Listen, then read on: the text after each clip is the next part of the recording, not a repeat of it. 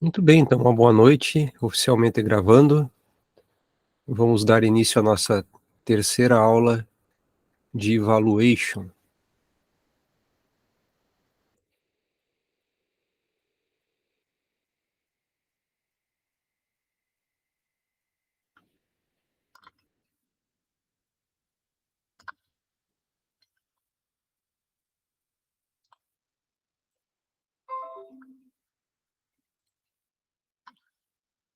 Hoje vamos tratar de taxa básica de desconto, taxa livre de risco e também vamos falar um pouquinho sobre prêmio de risco de capital. Mais para frente a gente volta a falar dessa também de prêmio, né? Mas já dando início, ponto de partida. Então, na sequência da nossa aula, do nosso conteúdo, está aqui, né? Vamos ver aqui.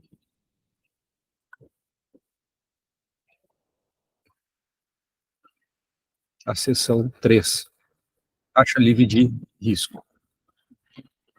Está chegando aí, tem que sair para autorizar aqui.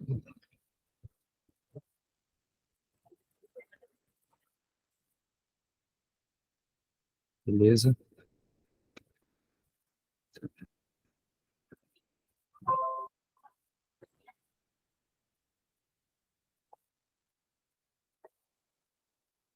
Vamos lá. Ele é o capítulo 7 do livro do Damoradan, o livro original do Damoradan, né? Conforme está apontando aqui do lado direito da nossa tela, tá?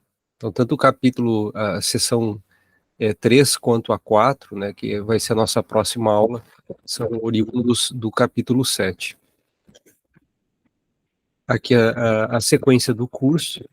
Não sei se vocês perceberam, ao clicar nas lâminas, né, quem já acessou lá no material disponível, ao clicar no link aqui, ele direciona para o conteúdo da aula. Inclusive, saiu no YouTube uma nova aula, né, o da Moratã, um curso de verão não, de primavera, agora de 2023. Aí tem alguns exemplos atualizados. Ele fala do cenário internacional e também fala do Brasil. Só que está em inglês, é claro, né, a apresentação, mas são também 25 aulas de 1 hora e meia. Eu acho que vale a pena o pessoal ir assistir. E vão ver que é bem o que a gente está trabalhando. Então, aqui, novamente, a nossa literatura de referência, são vários livros, mas o principal, eles estão aqui por ordem de tamanho, né, de importância para a forma como a gente vem tratando nas nossas aulas. Também tem essa indicação que eu sempre reforço, esse link, e com esse login e senha, vocês conseguem acessar esse curso, que são 30 horas de curso. Também é interessante para quem gosta de planilha de Excel, ver como é que o pessoal faz a modelagem do valuation em planilhas, tá? Então, também vale a pena para complementar nossas aulas, dado que a gente trabalha mais a questão teórica aqui, né, de como fazer o valuation. Também é importante, interessante, tem vários sites de dados para fazer valuation, eu trouxe alguns deles aqui, dos mais famosos a nível nacional e também internacional, né, o Economatic, que é um software que até então nós temos na UFSM, sai cerca de R$ 45.000 por ano, mas me parece que eles não vão conseguir renovar agora, mas por enquanto ainda tem acesso, né? O próprio site da Modara é interessante acessar, tem muita informação, e vocês vão ver que depois para fazer o valuation, inclusive para o trabalho, vocês vão precisar acessar o site dele para ver informações. Tem do IB Botson, né? Bloomberg, Global Rates, Instituto Asaf, também é interessante, traz informações, aí é um professor da USP, bastante famoso na área de finanças, né? Tem um dos livros que eu menciono para vocês, é dele, né? Que é desse instituto aí, que é esse livro aqui, Alexandre Assaf Neto. Também é um livro bastante produtivo, a leitura, né? Se aprende bastante com ele. E o site Investing também é interessante para a obtenção de informações. Depois disso, né, tem os sites oficiais da própria a Bovespa, o site da CVM, do Banco Central, a gente utiliza bastante, do Tesouro Direto, e o site do FED, o site daí que se tem, né, da SEC americana, também são interessantes. Eu podia ter posto aqui também os links, né, para quem for fazer análise em cenário internacional. Então, taxa de desconto básica, né, e a taxa livre de risco. Aqui a primeira parte em inglês e a tradução literal daquela lâmina. A estimativa de entradas da taxa livre de desconto, né? Então, esse ingrediente, ele é crítico numa avaliação chamada valuation, né? Pelo fluxo de caixa descontado, né? Erros na estimativa dessa taxa de desconto ou incompatibilidade da taxa de desconto, ela pode levar a erros de avaliação, tá? Então, se eu errar essa taxa, porque no meu fluxo de caixa, nós vamos ter, por exemplo, o fluxo de caixa do período 1, depois vamos somar o fluxo de caixa do período 2, né? E assim sucessivamente, vamos somar os fluxos de caixa e todos eles são divididos por 1 mais a taxa. Então, se eu errar essa taxa aqui no período 1, depois 1 mais a taxa, no período 2, né? Se eu errar esse valor, o que vai acontecer? Se eu errar para mais a taxa, todo número dividido por um valor grande, o que vai acontecer? Diminui o meu fluxo de caixa aqui, né? O meu valor, meu valuation aqui pelo fluxo de caixa. Agora, se eu errar para menos, eu vou estar supervalorizando a minha empresa. Então, é um fator crítico a gente determinar corretamente essa taxa, a taxa de desconto. Em um nível intuitivo, essa taxa, ela utilizada, ela deve ser consistente tanto com o risco, quanto com o tipo de fluxo de caixa que está sendo descontado, né? Vou permitir aqui, tem mais um colega para entrar. Aqui.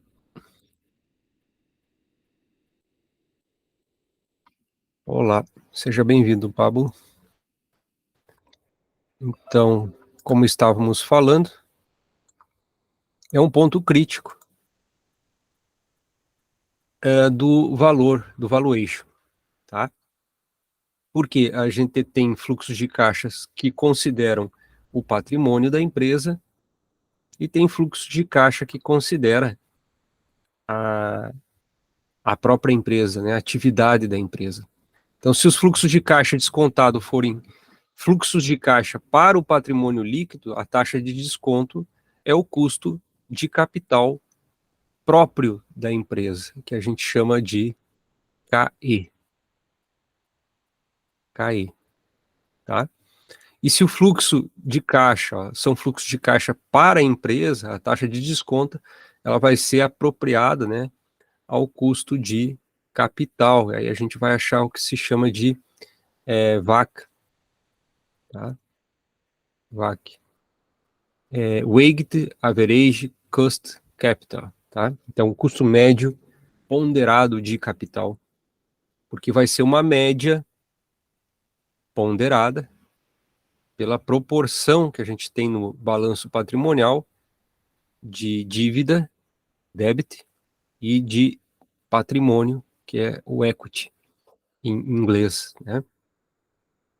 Também vai ter influência da moeda, a moeda na qual o fluxo de caixa está sendo estimado. Então, eu calcular o valor da empresa em reais ou em dólar vai mudar o meu VAC, como também vai mudar o meu CAE, meu custo de capital próprio, né, ou do patrimônio líquido.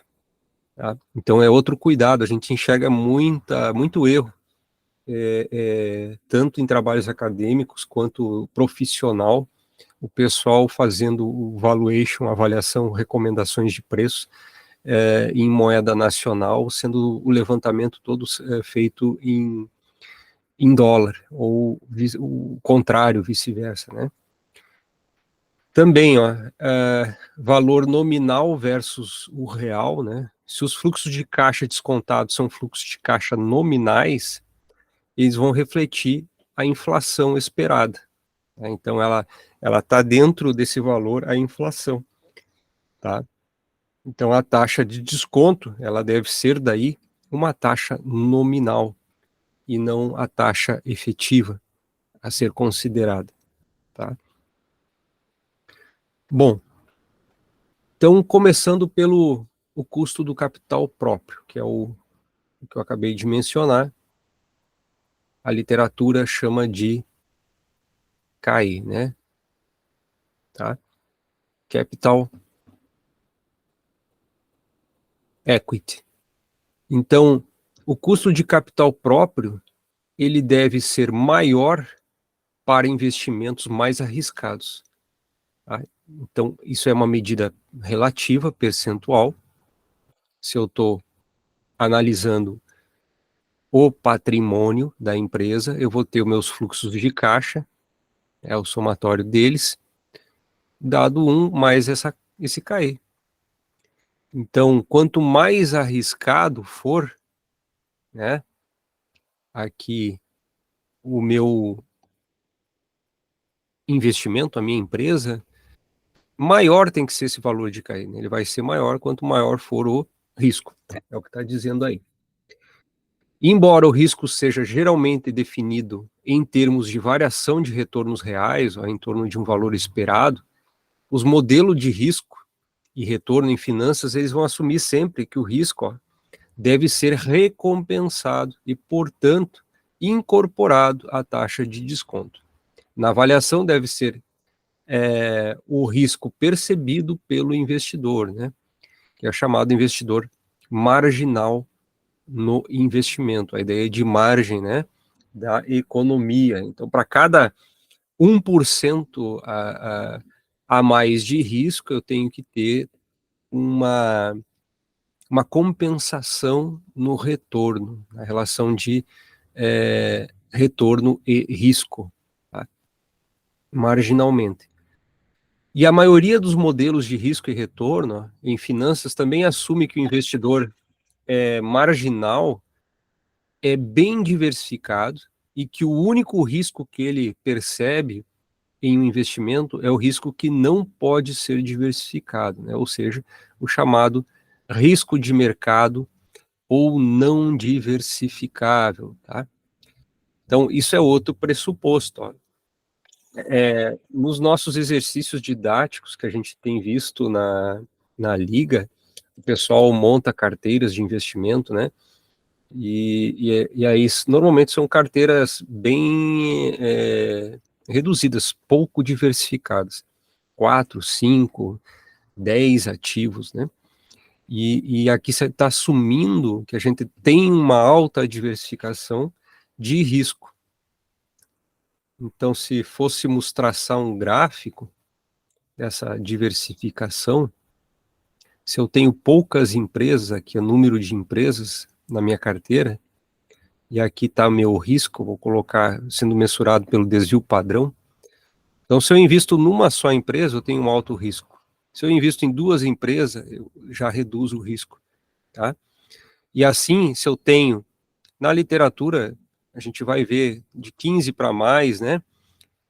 Esse risco, ele vai se tornando homogêneo. 15, ou dependendo da literatura, se fala em 30 ativos. Isso aqui vira como uma constante. Então, passou de 30, não adianta eu ter 100 ativos, tudo que eu vou estar de risco, ela vai ser homogêneo, tá? E essa parcela aqui de baixo, então, é o que é chamado de risco não diversificável, ou risco de mercado.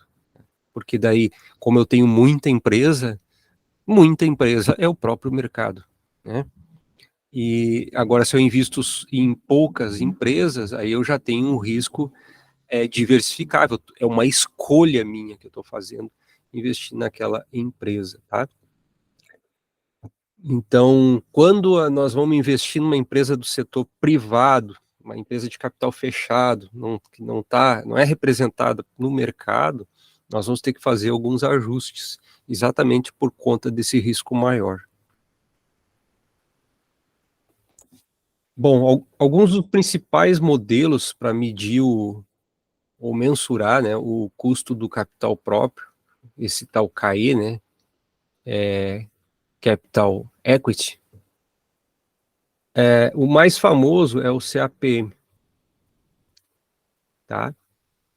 Capital Asset Price Model, ou modelo de precificação de ativos, né, de capital, que é do Lintner e Sharp, que ganharam o prêmio Nobel, se eu não me engano foi em 72, né, e até hoje é uma das principais carteiras de investimento em termos de rentabilidade, né, até existe a carteira Sharp, né, que relaciona retorno com desvio padrão. Isso aqui é chamado de índice de Sharp.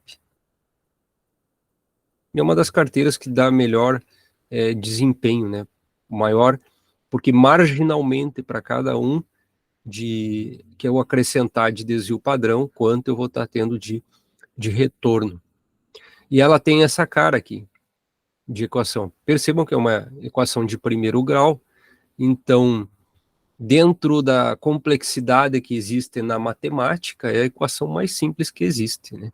É uma equação de primeiro grau, tá? Mas, obviamente, se a gente vai abrir isso e mostrar como se chega na dedução, aí já vai começar a parecer um pouquinho complicado, né? Porque determinar o beta, determinar o ponto de intersecção, né? Se for o A, no caso de uma proxy, fica mais confuso de entender, né, para quem não está familiarizado com a matemática. Mas aqui é fácil, é só ver, ó, é um A mais um BX, né? É uma equação de primeiro grau que a gente aprende lá na sexta, sétima série do ensino fundamental. Sendo que no modelo CAPM, esse A é chamado de taxa livre de risco. Ou seja, eu não corro risco nenhum, o risco é zero. O valor que eu vou receber é líquido e certo. Esse beta é uma mensuração da minha exposição do risco ao mercado, né? Então, em relação ao risco não diversificável, né? É o quanto ele está mensurando, que eu estou me expondo em relação ao mercado. Ó. Quem é o mercado? Esse RM, chamado de retorno de mercado, descontado da minha taxa livre de risco. Então, daí eu estou pegando só minha exposição ao risco, né? Isso aqui é chamado de risco, essa parcela, né? Que é qual? É Equity Risk Premium, que se chama, né? Ou prêmio de risco do patrimônio, né? Que eu estou colocando dado um coeficiente beta, que é uma regressão de primeiro grau, tá? Outra forma de fazer o cálculo é chamado APT, né? Asset Price Model, né? Então, ou Arbitrage Price Model também, né?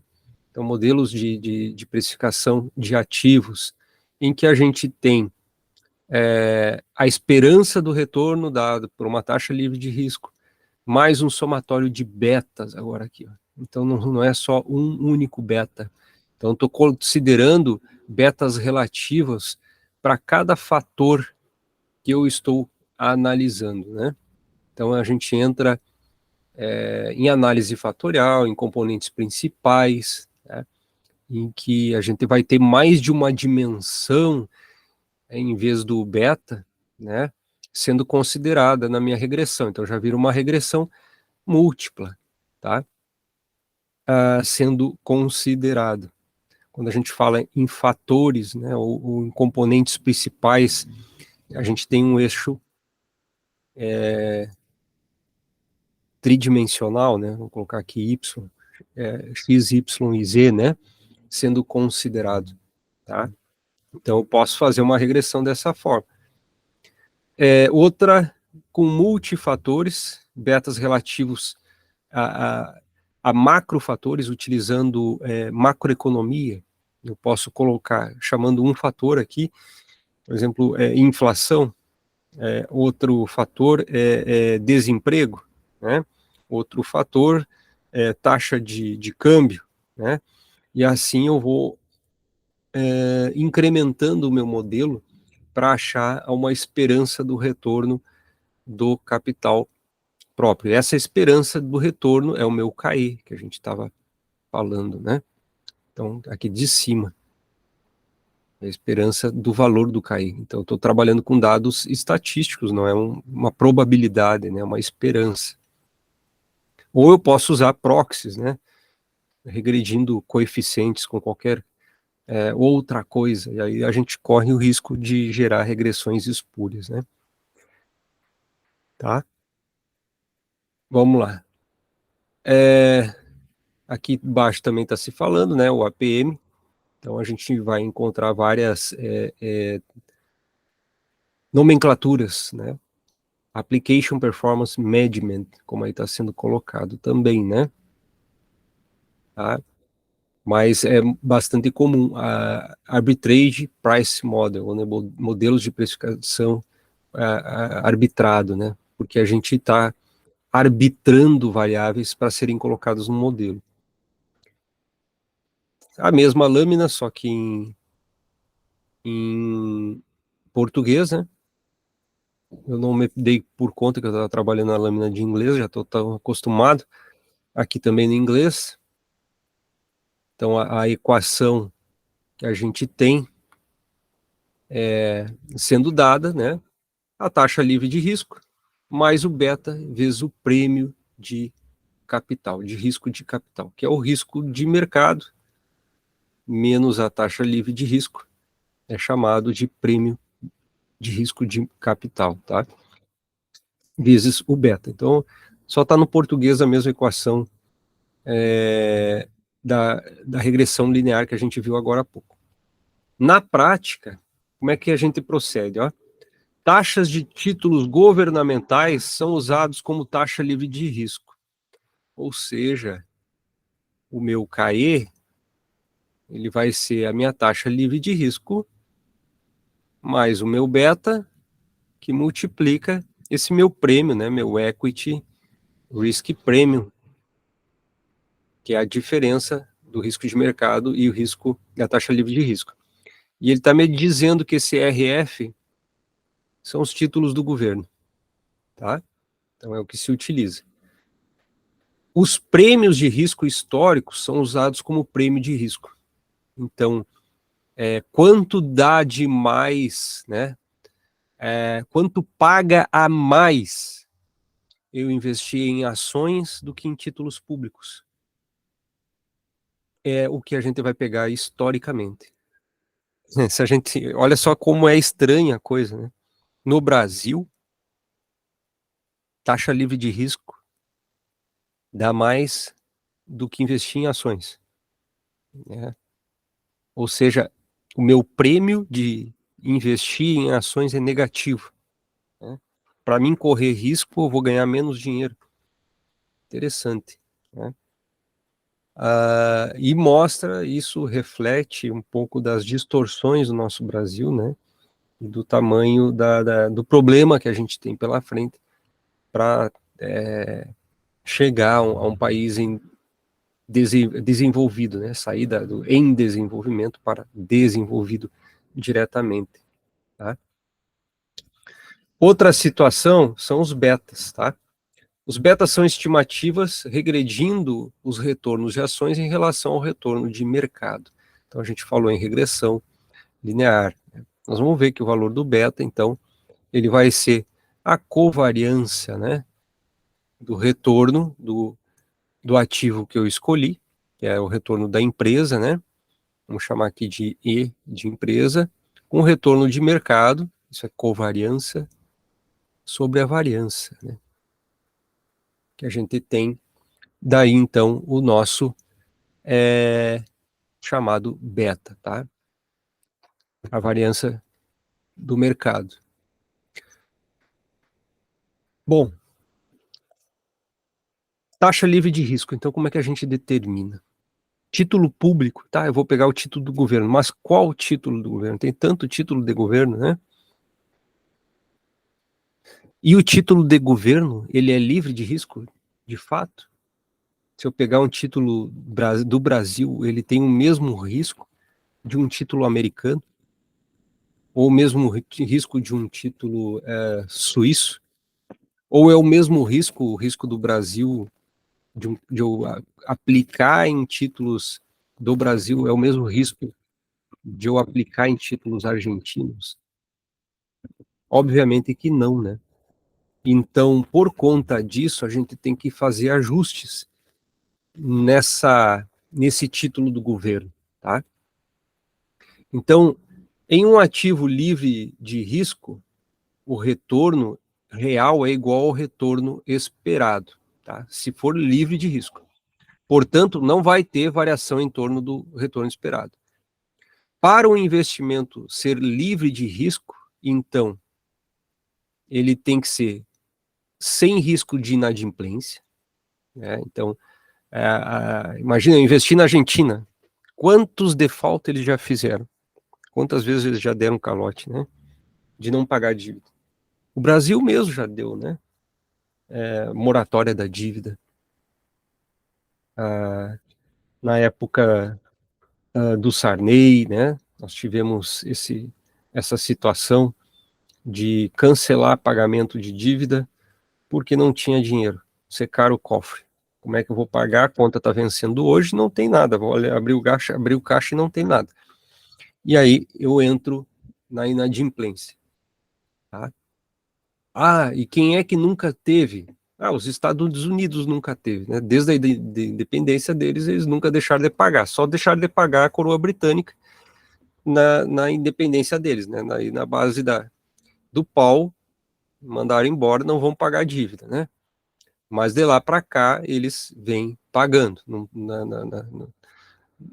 período moderno, né? Principalmente, como a gente conhecendo os estados, seria um país em que honra, pelo menos até então, né? E sem risco de reinvestimento. A única coisa que teve nos Estados Unidos, deixa eu ver o que escreveu ali, foi o confisco, né, do ouro em 32. É verdade, tá? Mas eles não deixaram de pagar a dívida, né, em si, de quem comprasse títulos do governo, né? Aí essa é outra situação, debater no dinheiro da população em si, né? Isso também já foi feito no Brasil, com Collor, né? De fazer o empréstimo compulsório, tá? Mas aí não é com o credor, é bater no cliente e não no fornecedor, né? Que mais? Sem risco de reinvestimento também é outra situação, tá? Ou seja, eu consigo reinvestir e comprar no mesmo título novamente. O horizonte de tempo vai ser importante nessa aplicação da taxa livre, porque tem títulos de curto prazo, né? Tem, no caso americano, tem os T-bills, que seriam de curto prazo, né? Até chegar os T-bonds, que seriam de longo prazo. Então, tem títulos para 2 anos, até com 10 anos, com vencimento, até vencimento de 30 anos. Então, qual eu vou usar? Vai mudar a taxa, tá? E a gente vai ver qual é o mais recomendado. Então, assim, as taxas livres de risco, ó, na avaliação, elas vão depender de quando se espera que o fluxo de caixa ocorra na variação de longo tempo. Se seus fluxos de caixa se estendem ao longo do prazo, as taxas livres de risco devem também ser taxas livres de risco de longo prazo. Então, se eu estou fazendo um fluxo de caixa que considera 5 anos, pelo menos 5 anos tem que ser a minha taxa livre de risco. Tá? Agora, se eu estou fazendo de 10 anos, de 10 anos. Eu estou fazendo um fluxo de caixa que tem previsão para 30 anos, então de 30 anos. Nem todos os títulos do governo são isentos de risco. Alguns governos enfrentam riscos de inadimplência, né? E as taxas dos títulos emitidos por eles não estarão também isentas de risco, né? Como é a questão da inflação, que acaba corroendo o valor do título, tá? Vamos lá.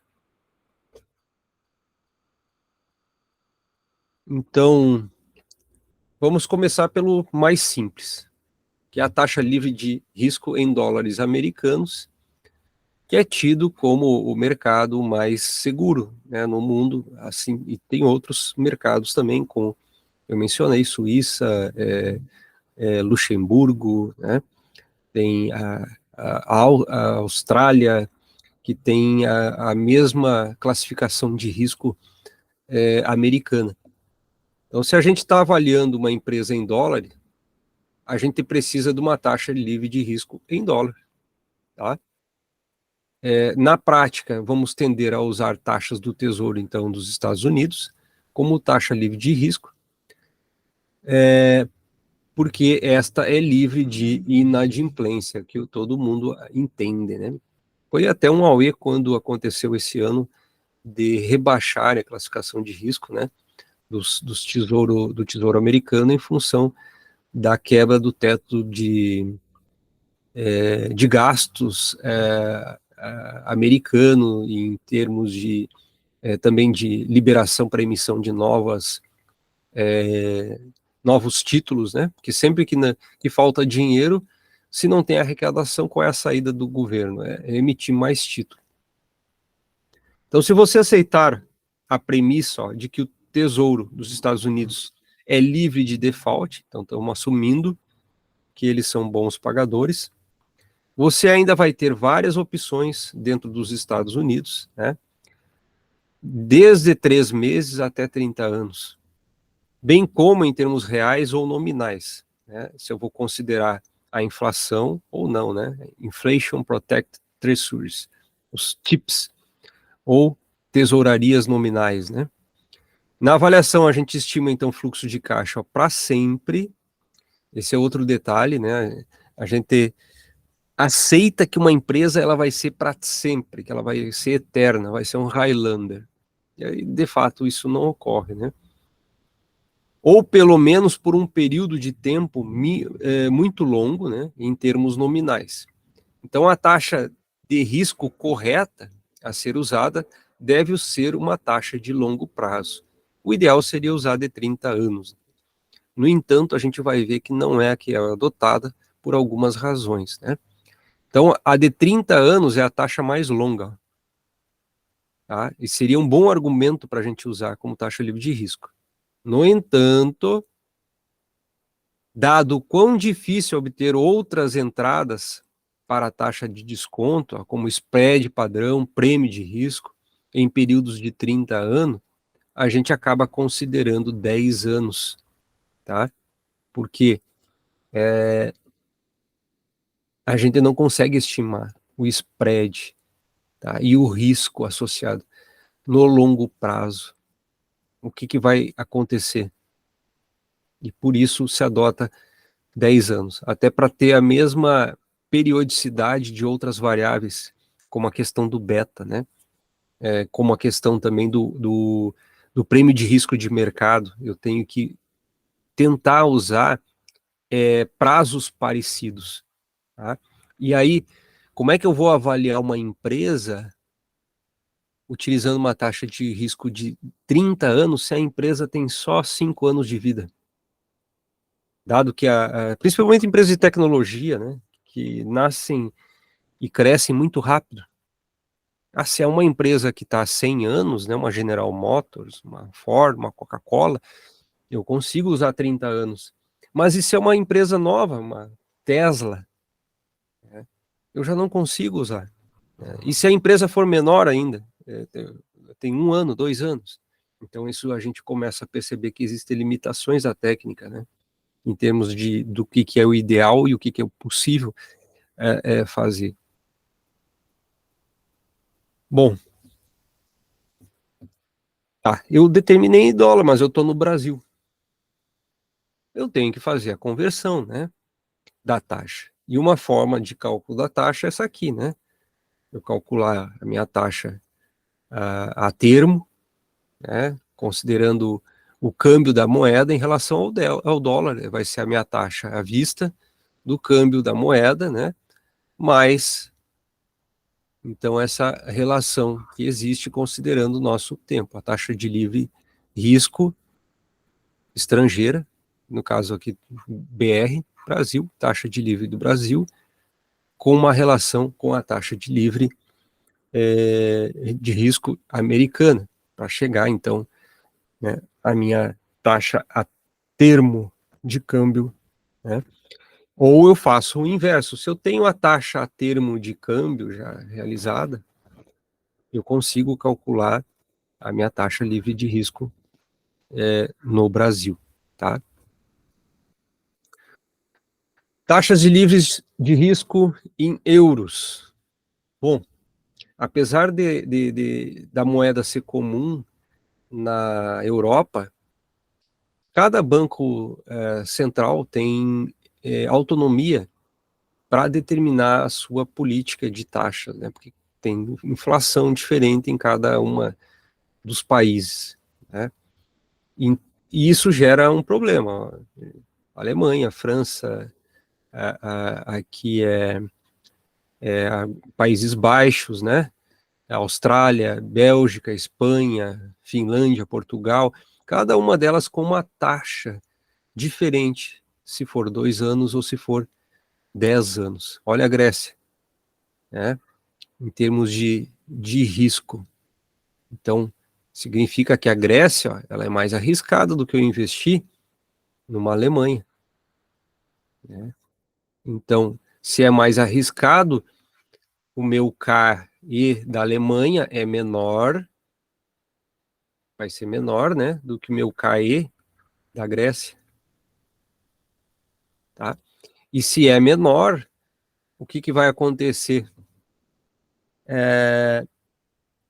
com o meu valor, né? O meu denominador da Grécia é maior, ou seja, as avaliações das empresas na Grécia vão ser menores do que as avaliações das empresas na Alemanha, dado a taxa livre de risco, que é o primeiro itemzinho, né? É o A mais BX, mais BX aqui, né? Quem é o A é o RF, que é o que a gente está vendo, tá? E olha só que interessante também, que fenômeno na Grécia, ó. Taxas de 2 anos mais cara do que taxas de 10 anos. Em que país equilibrado isso iria acontecer? Né? A inversão da curva de juros, exatamente. Tá? Inversão da curva de juros. Isso mostra uma anomalia de mercado, né? Você ter uma remuneração no curto prazo maior do que no longo.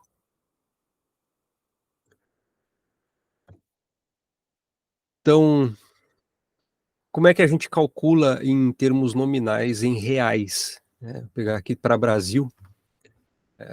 No Brasil, então, até estava percebendo que acho que está faltando em português, mas vai em inglês mesmo, né?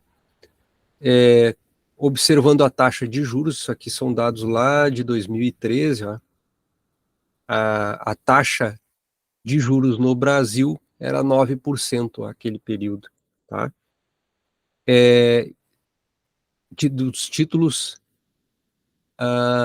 Dos títulos públicos, né? O valor nominal. E a classificação de risco do Brasil não era a melhor classificação, era uma BAA2, tá? E isso representa um risco de inadimplência de 1,75%, lá em janeiro de 2013. Já vou mostrar dados um pouquinho mais atualizados, tá? Então, como é que a gente calcula a taxa livre de risco? Vai ser o valor nominal de 10 anos, vou pegar um título do governo de 10 anos, né? Nominal, um título, portanto, que não sofre variação com a inflação, né? Com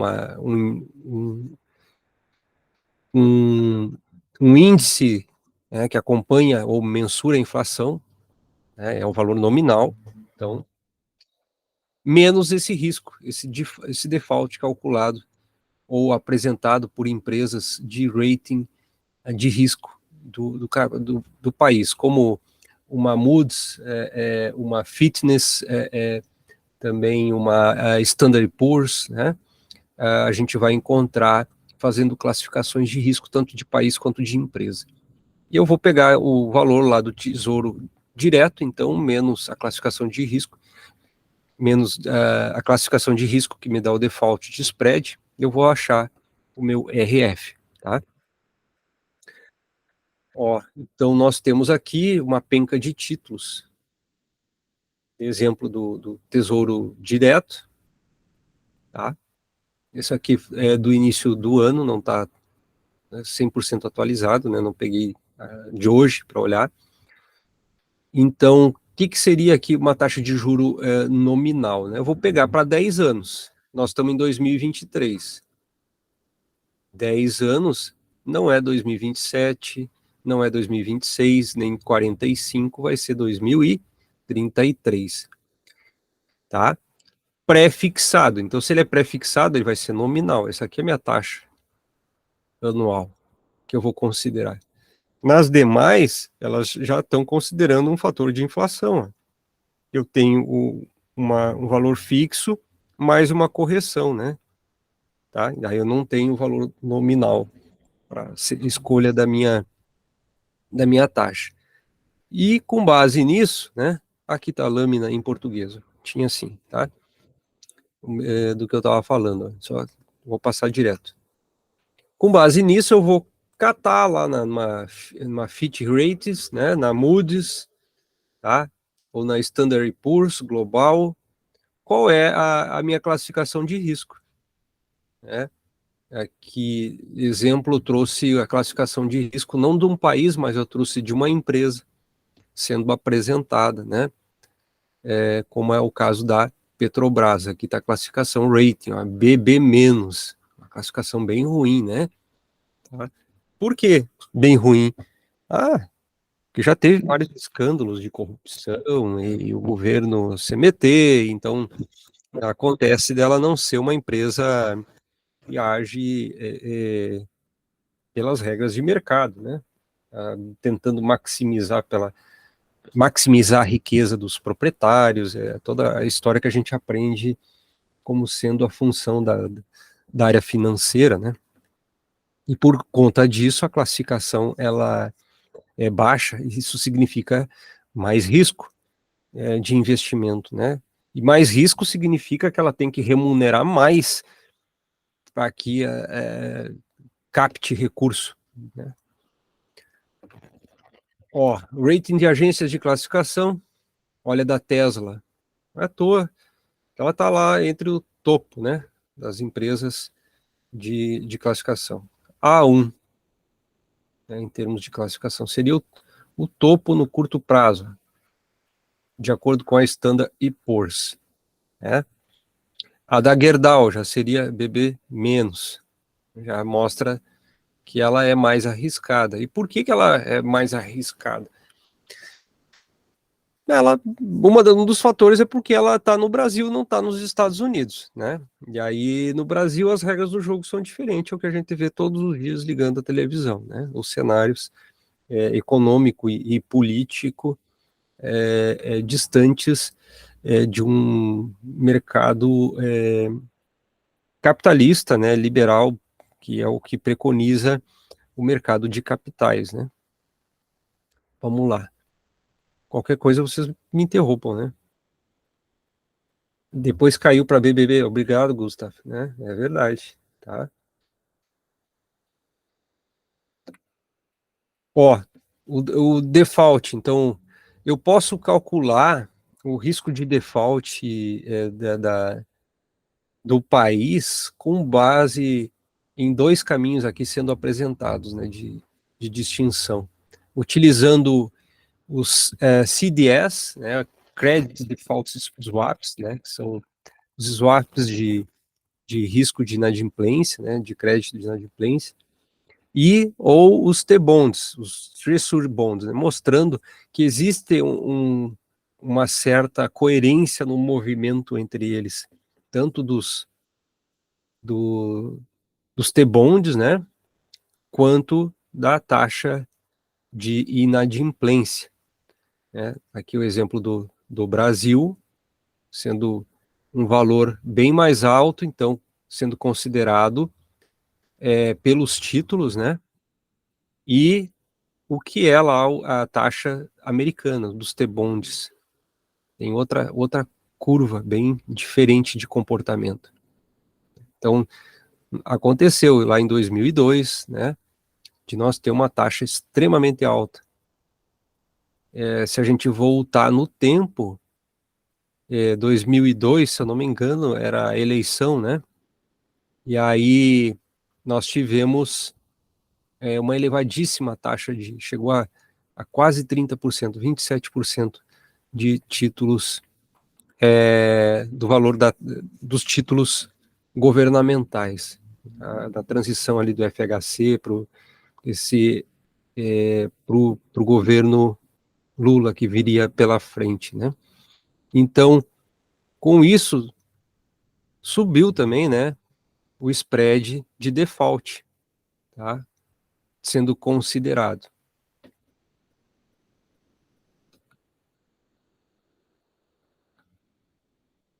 Bom, spread de inadimplência e prêmio de risco, tá? Então, a tabela, ela resume a tabela que eu mostrei, ó, os valores de taxa de risco. E a gente pode encontrar isso, né, esses riscos soberanos, em sites como o site aqui da Moody's, que está sendo exemplificado, tá? Puxa, passou o tempo, né? Vou dar uma acelerada aqui, gente. O que mais de interessante, ó? Então, spread de inadimplência. Eu posso corrigir o spread de inadimplência também pela questão de exposição no mercado, ó, considerando desvio padrão de ações e desvio padrão de títulos do país. Fazendo essa relação, eu acabo tendo uma outra forma de mensuração da inadimplência e o prêmio de risco a ser calculado em um país. Diferentemente daquele cálculo simples que eu tinha mostrado, né, do valor nominal menos o spread do default, aqui a gente está fazendo uma correção a mais, tá?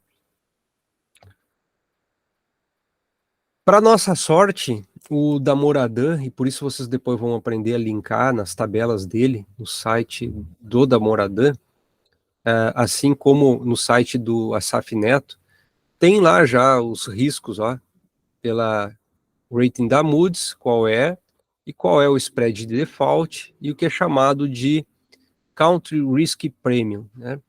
E é o prêmio de risco do país, né?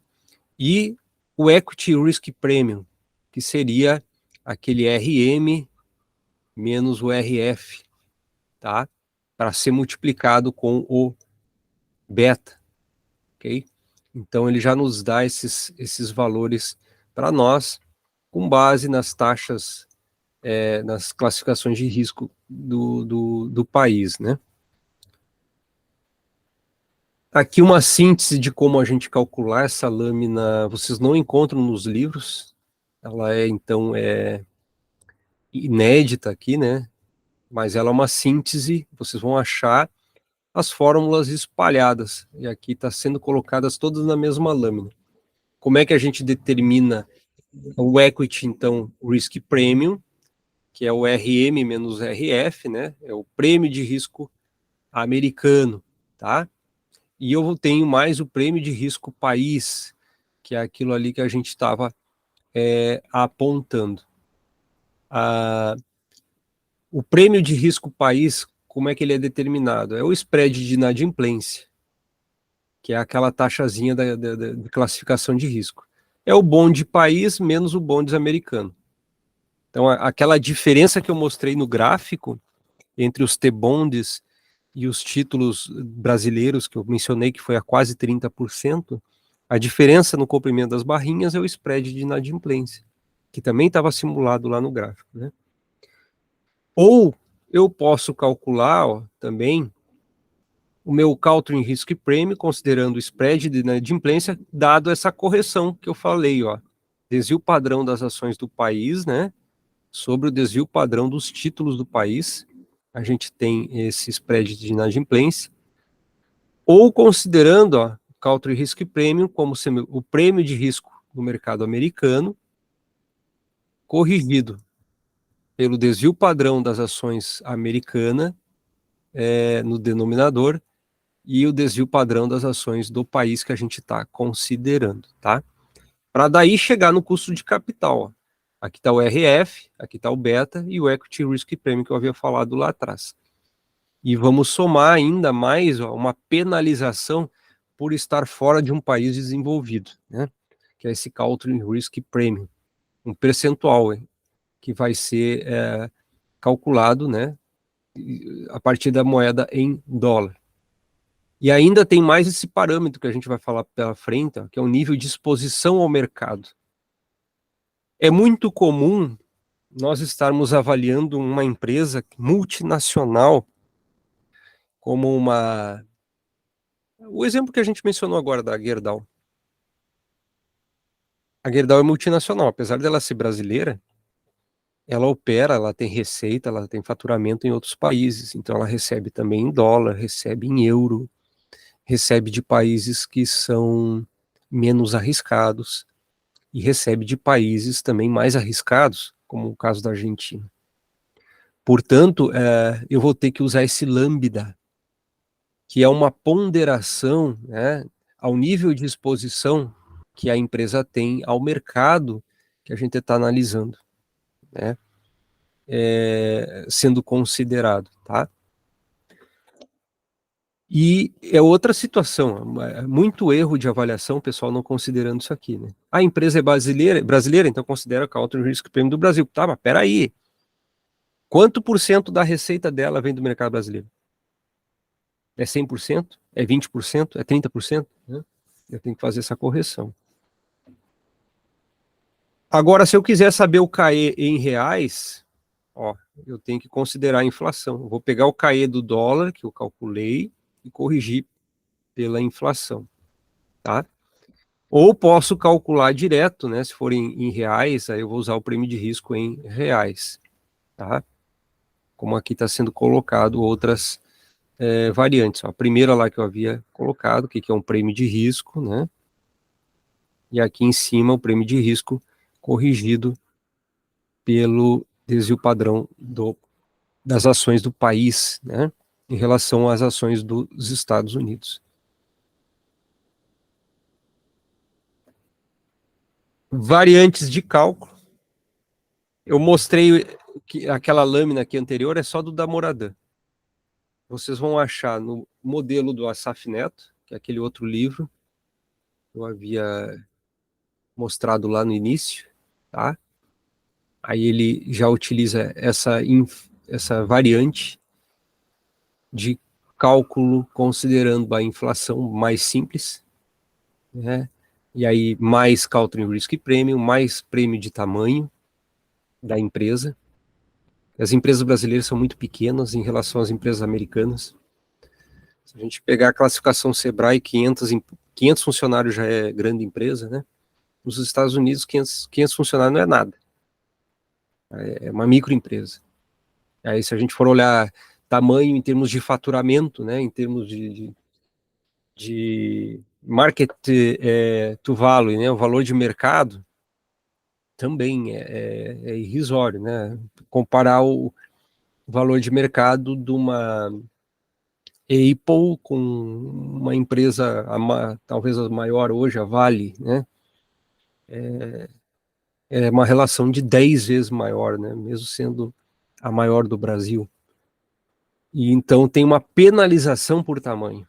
Né? Isso é um risco investir numa empresa pequena. Imagina numa empresa menor ainda, né? Uma empresa de um homem só, que é o mais comum no Brasil, né? Microempresário, MEI, Eireli. Nosso Brasil está virando um país de consumidores, né? A desindustrialização correndo frouxo e poucas empresas grandes estão fugindo, né? Estão saindo do país e aí só ficando pequena. Isso acontece o quê?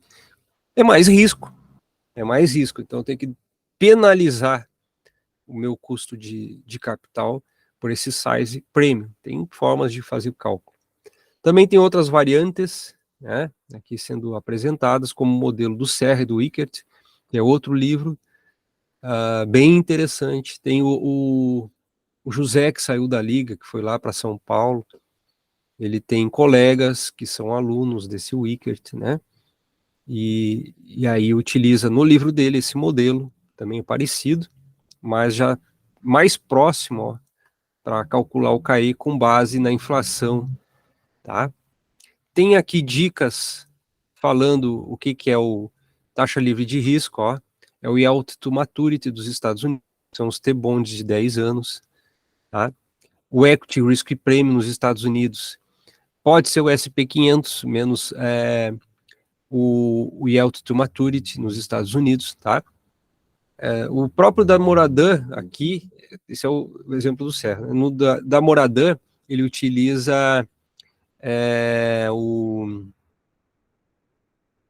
a NICE, né, como proxy de mercado e não o SP500. E o SP500, então, o que ele é? Ó? Como é que ele é considerado? Né? Uma média geométrica de um período bastante longo. Então, exemplo, caso de 10 anos. O Yield to Maturity, no Brasil, no Brasil é a LTN ou a NTBN, NTNB, né? E no caso do JP Morgan, utiliza uma cesta de títulos brasileiros calculados pelo NBI, né, Plus, do Brasil, como também, né, parte do Emerging Markets Bonds Index, tá? Que é esse NB, para calcular, no caso, a taxa livre de risco do Brasil, né? Um exemplo numérico para vocês verem de cálculo, ó. Considere as informações a seguir a respeito de uma empresa hipotética no Brasil e com base no modelo, então, bottom-up, que é o nome do modelo, tá? A gente vai voltar a falar nessa expressão de baixo para cima, calcule o CAI.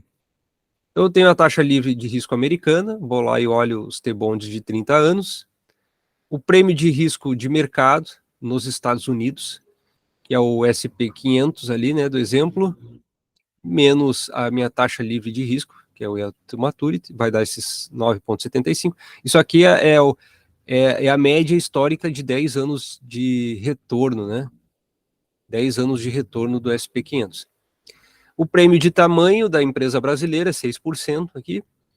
O beta desalavancado, a gente vai falar mais sobre o que é essa expressão, mas por enquanto não precisa, tá? É 1,5, que é o valor do beta lá da regressão. A alíquota de imposto de renda, ó, tem mais uma informação aqui. A relação de passivo sobre PL, 77%.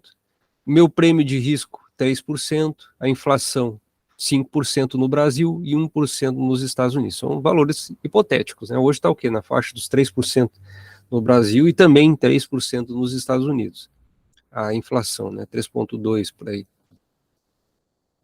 Bom, do beta desalavancado, a gente vai aprender a fazer esse cálculo do beta alavancado. Não é tema da aula de hoje, tá? Mas aqui está o beta.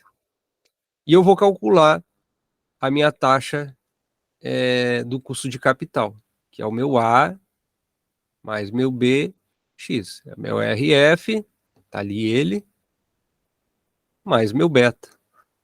Tá lá ele, já dado aqui, o que multiplica meu equity risk premium, né? Que quem é? Tá aqui ele, ó, sendo considerado. E aí, como é um modelo do Assaf Neto, ele coloca mais um risco dado pela inflação, um risco país e um risco de tamanho da empresa. Então tem 3 riscos a mais aqui sendo considerados, além do equity risk premium. Então vai ser o 4% da taxa livre de risco, tá aqui, o beta, que multiplica o equity risk premium, a penalização pela inflação, que historicamente é alta no Brasil, a penalização por ser Brasil e a penalização pelo tamanho das empresas. E aí eu chego num custo de capital, nesse exemplo, 38% custo de capital da empresa. Para nós cair os dados de paraquedas, todo bonitinho aqui, para mostrar como é que é o procedimento de cálculo do CAE, né? A gente vai aprender a fazer o levantamento. Boa parte deles já são tabulados, como é o T-Bonds americano, já é só entrar lá no site, né? E a gente vai achar esse valor, não é a gente que determina, vai ser o Banco Central americano, né? A inflação não é a gente que determina, então vai ter essas informações, a gente só tem que buscar esses dados, tá? Para apresentar. E o beta? O beta também vocês vão descobrir que eles já são bastante tabelados. Tudo que é empresa hoje, né, já foi feita a regressão. Alguém já fez essa regressão, e não só em um lugar, a gente vai se apropriar. Claro, a gente vai aprender como se faz, mas a gente vai ver que eles existem tabelados, e então eu só tenho que pegar os valores corretos para a minha empresa que eu quero estimar, tá? Aqui outro modelo, considerando o cálculo do Serra e do Wilkett, é muito parecido com o anterior, tá? Só está mudando a forma de fazer cálculo para correção. Pode ver que saiu daqui a inflação, ó, não tem aqui inflação, tá só Country Risk Premium e size, mas depois ele calcula dessa forma aqui a penalização para converter, né, o custo de capital em dólar para reais. E aí ele chega para a mesma empresa em 40%, né, por cento. Então não é uma matemática precisa, é uma estimativa, uma esperança. O mesmo modelo foi 38 para o Assaf Neto, 38,9, né, e 40,2 pelo modelo do Serra e Wickert, usando aqui exatamente os mesmos dados de entrada, né? Só está mudando o modelo de saída. Tem prêmios de riscos alternativos que consideram o valor do SP500, aí tem essa fórmula, tá? Sendo calculada considerando a taxa de crescimento, né? Então a gente encontra na literatura várias outras formas de cálculo, de prêmio de risco, tendo essa regressão já pré-estabelecida, 1,87 mais 0,29 T-bonds, para chegar no prêmio de risco, tá?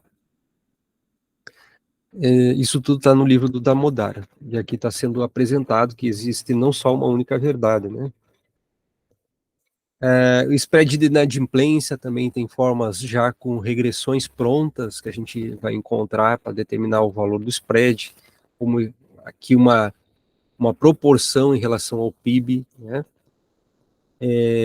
Considerando o PIB nominal, PIB real e também a inflação, tá? Para se chegar àqueles spreads, como é que o Moody's, a SP500, como é que eles fazem para chegar àquelas classificações. Aqui, então, a